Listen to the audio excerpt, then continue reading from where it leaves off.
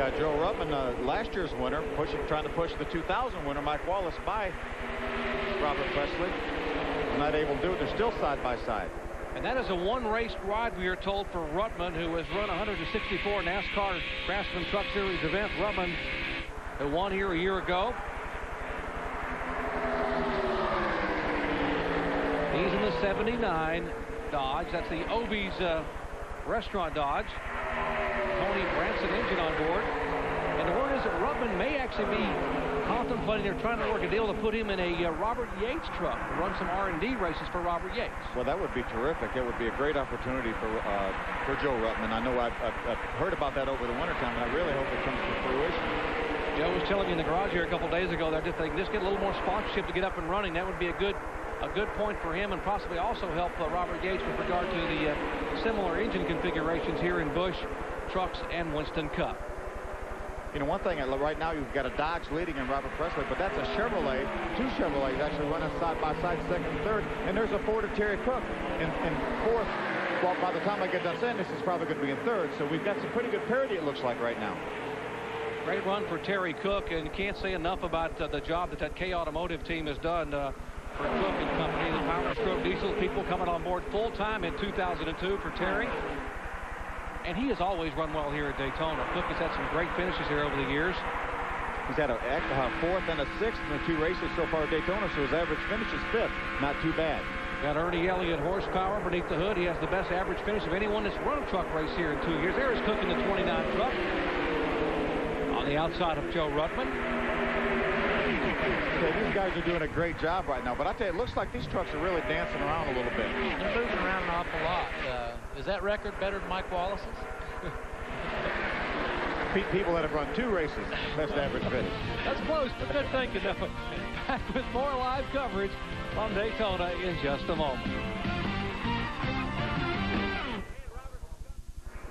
And back at Daytona, our overhead shots are courtesy of the Goodyear blimp Stars and Stripes, based in Pompano Beach, Florida. Goodyear would like to remind you to take all of life's journeys on the wings of Goodyear. Thanks to the fine folks at Goodyear, flying above Daytona International Speedway.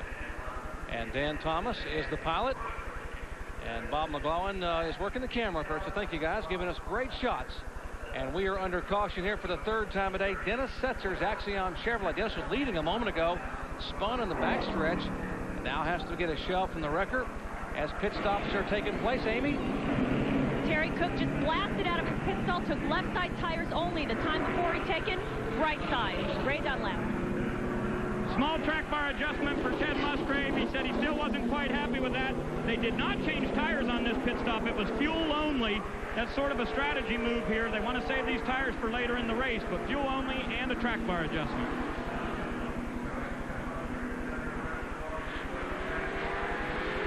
See John Wood's truck right there on the inside is still working on that front fender, trying to correct that damage. And there's a look at Dennis Setzer's truck. Setzer had led 3 laps and a moment ago was being shown as a leader. There is the 50 truck of John Wood as the crew, Dan Binks and company, trying to do some hammering there. So excited to have that Navy sponsorship on that truck. This, you know, year 2002, what a great sponsor to have, the military. Indeed, and we'll tell you more about the Navy's involvement with that truck when we come back with our live coverage at Daytona in just a moment. Stay with us.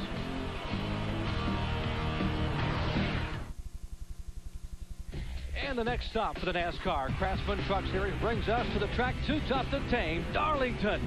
Stripes are not reserved for rookies at this speedway, as close encounters of the concrete kind are the rule rather than the exception. One thing is for sure, at Darlington, only the strong survive. Don't miss any of the action Saturday, March 16th, 6 Eastern Time on ESPN2, the Craftsman Anniversary 200.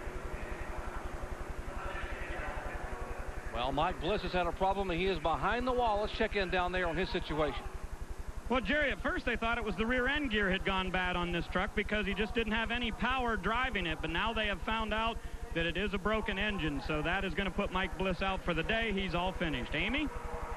Well, they're under the hood of the 46 Axion Chevrolet. We'll duck in here and ask Dennis. Dennis, you haven't been able to get any fire in this engine. Any idea of what's going on? Well, I'm not sure exactly what happened there. We lost some horsepower in the middle of the quarter. I mashed the clutch in to check all the gauges, and I released the clutch there, and it seemed like the engine had locked up. But we'll see what these guys can do. They'll find something. They've done a good job on the Axiom Silverado today. And this team, they turned it around last year. I'm sure they can turn it around for them again this year. They prepare this truck out in Hennessy, Oklahoma, and they had 2 weeks without power at their race shop, guys. And so they had to basically finish building this truck with a generator and 1 light bulb and a welder.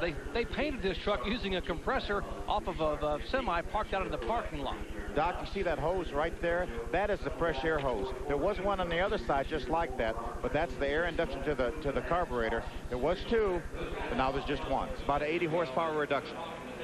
And that's what we're talking about with the rule change. We just joined our coverage this morning. Wayne Alton, Gary Smith and company decided to try to slow these trucks down because of the speeds approaching 194 miles an hour in the draft on Wednesday.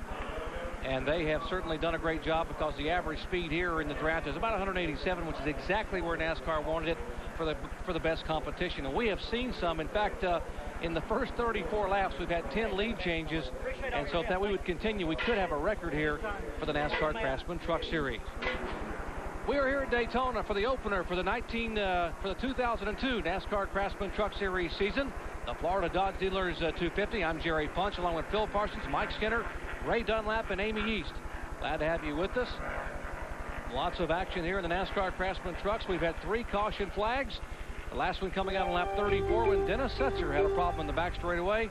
You saw Dennis a moment ago getting work done on his Axiom Chevrolet. Getting set to go green. And Rick Corelli, they call him the High Plains Drifter, will lead him down for the green flag. Mike, you've had a few battles with Rick Corelli over the years, haven't you? He's a great guy and a good competitor, good race driver. They keep that 6 truck up front long enough, Kevin, and then we'll get a sponsor, and I'm pulling for him, too. I'd like to see him do well.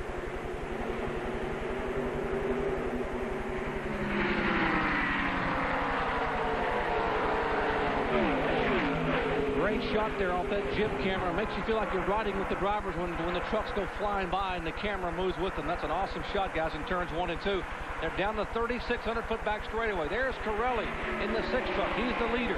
Now behind him looks to be the 24 truck, and that is Hornaday, who's showing 1 lap down in 28th position. The second place truck actually is the 2 of Jason Leffler.